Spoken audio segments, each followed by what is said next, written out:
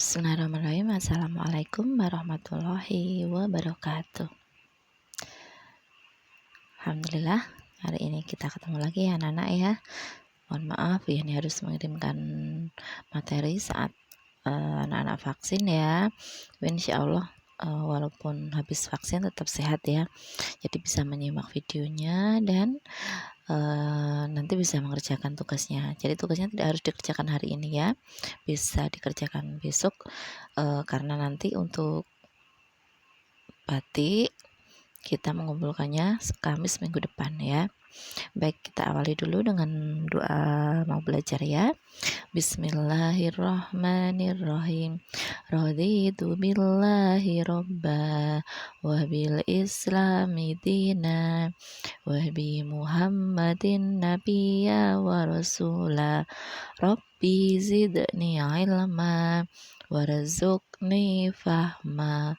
Rabbi srohli sodri wa yassirli amri wahlul 'uqdatam min lisani yafqahu qawli. Allahumma la sahla illa ma ja'altahu sahla wa anta taj'alul hasna idza syi'ta sahla. Shadaqallahul azim. Baik, hari ini materinya batik dan bahasa Jawa ya anak-anak ya. Batik dulu ya hari ini, membuat gambar motif batik ya. Silakan dibuka buku paketnya di halaman 91 ya. Motif aplikasi batik ya. Ini bab baru ya, bab 6 ya.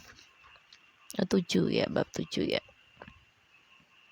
Nah, batik bisa dipakai menghias berbagai benda.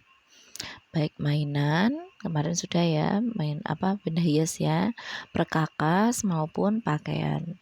Benda tersebut mempunyai dua kegunaan sebagai benda pakai dan benda seni.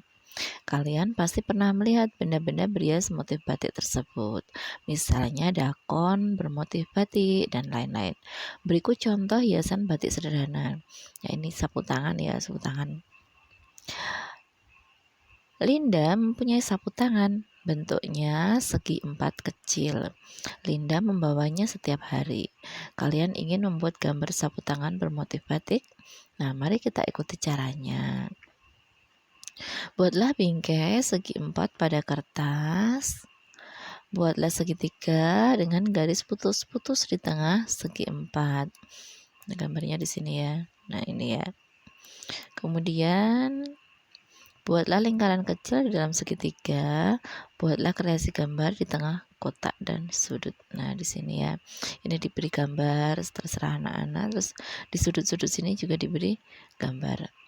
Ya, untuk sapu tangan ya. Sapu tangan gunanya kalau sekarang mungkin anak-anak sudah jarang menjumpai ya, karena sekarang udah ada tisu ya. Jadi sapu tangan itu mirip tisu seperti itu ya, untuk mengelap keringat gitu ya. Nah, sekarang digantikan oleh tisu biasanya yang lebih simple ya. Yang kedua adalah taplak meja. Nah, taplak meja batik sangat indah, biasa dipakai pada acara-acara penting, misalnya hajatan atau menyambut tamu. Cara membuat taplak meja sama dengan membuat sapu tangan, hanya saja taplak meja ukurannya lebih besar. Nah, ini insya Allah sudah pernah lihat semua ya, di rumah ada semua ya taplak meja. Ya, tapi yang dibicarakan adalah taplak meja bermotif batik. Jadi gunanya taplak meja untuk menghiasi meja ya, agar mejanya lebih indah dan lebih rapi. Kemudian yang ketiga adalah sandal batik. Sandal batik terbuat dari kayu. Setelah selesai dibuat, sandal kayu diberi hiasan batik. Sandal batik banyak dibuat di Jogja. Sandal batik banyak dijual di Malioboro. Nah, banyak ini ya dijual di Malioboro. Kalau dulu namanya teklek ya.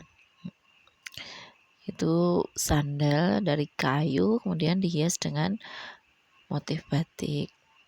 Kemudian yang keempat adalah kipas batik.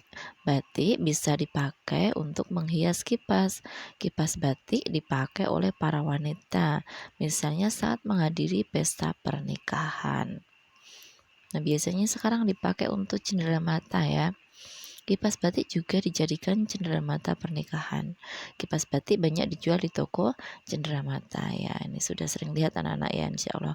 Kalau ada nikah, ada undangan pernikahan, biasanya sering ada cendeраmatanya. Nah, biasanya sering juga kipas ini dipakai untuk cenderamata. Nah, kemudian untuk membuat gambar motif batik ya, kalian akan pandai menggambar jika sering berlatih. Mari kita berlatih membuat motif batik. Nah, yang pertama kita akan membuat motif 6 kloso ya. Nanti ada 4, untuk hari ini kita pelajari 2 dulu ya. 6 artinya menganyam. Kloso artinya tikar. 6 kloso artinya anyaman tikar. Motif ini seperti tikar yang dianyam. Cara membuatnya mudah. Cara membuatnya sebagai berikut. Yang pertama, buatlah bentuk segi 4. Persegi ya. Bagilah segi 4 menjadi 4 kotak yang sama besar. Buatlah garis melintang dan membujur pada kotak seperti contoh. Nah, contohnya ada di sini ya. Ini tadi awalnya membuat kotak yang besar ini dulu. Kemudian dibagi 4, ini ya garis baginya. Dibagi 4. Nah, kemudian dibuat garis mendatar. Ini mendatar selangsung ini ya. Yang kotak satu mendatar berarti yang satu vertikal. Nah, seperti ini. Kemudian yang satu vertikal, yang satu mendatar. Nah, seperti ini ya Nana ya. Ini namanya motif 6 kloso. Kemudian yang kedua adalah motif batan. Batan artinya motif batu bata. Motif batan seperti susunan bata. Cara membuat motif ini sangat mudah. Kalian pasti bisa membuatnya. Nah, perhatikan caranya. Yang pertama, buatlah bentuk persegi panjang. Kalau 6 kloso tadi persegi ya, ini panjangnya sama 4-4-nya. Nah, kalau batan ini motif bidang dasarnya ini yang di gambar pertama adalah gambar persegi panjang. Bagilah persegi panjang menjadi 3 bagian seperti contoh. Ini yang B ya. Jadi dibagi tapi mendatar ya, dibaginya tidak seperti ini. Tadi kan sama ya. Kalau ini dibaginya mendatar, dibuat garis mendatar seperti ini. Buatlah garis menyerupai bata seperti contoh. Nah, ini ya bata, susunan batu bata seperti ini ya. Nah, dibuat garis seperti ini ya, tidak sama ya. Ini perhatikan ya, tidak lurus ya. Tapi ini kemudian yang ini di tengahnya. Jadi bisa bagus ya, seperti batu bata. Kemudian terakhir, buatlah gambar kreasimu pada setiap kotak. Nah, setiap kotak di sini diberi masing-masing gambar. Gambarnya bebas ya, kalau di buku seperti ini contohnya. Nanti anak-anak kalau menggambar boleh berkreasi sendiri ya. Ini di masing-masing diberi gambar ya. Lebih bagus kalau masing-masing gambar itu beda-beda ya. Nah, kemudian untuk tugasnya batik ya. Gambarlah motif batik 6 kloso dan batan di buku tulis batik. Jadi anak-anak nanti menggambar 2 motif tadi ya, motif 6 kloso dan motif batan. Nah, menggambarnya di buku tulis batik, kemudian dikumpulkan saat pelajaran batik.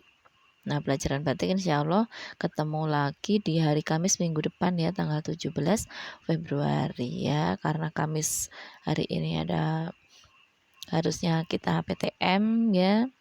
Nah, karena hari vaksin jadi tidak bisa. Sehingga minggu depan insya Allah yang 6 kloso dan batan, nanti Bu Yani tinggal nilai, kemudian kita lanjutkan untuk motif berikutnya. Seperti itu ya Nana ya. Jadi gambarnya tidak harus hari ini, bisa nanti atau hari Sabtu ya, saat anak-anak tidak ada tugas. Gitu ya anak-anak ya. Kemudian untuk yang bahasa Jawa, sekalian Bu Yani terangkan, bahasa Jawa itu nanti masuk ke bab baru ya, tembang dolanan. Tembang dolanan nanti ada di halaman 76 ya. 76 sampai halaman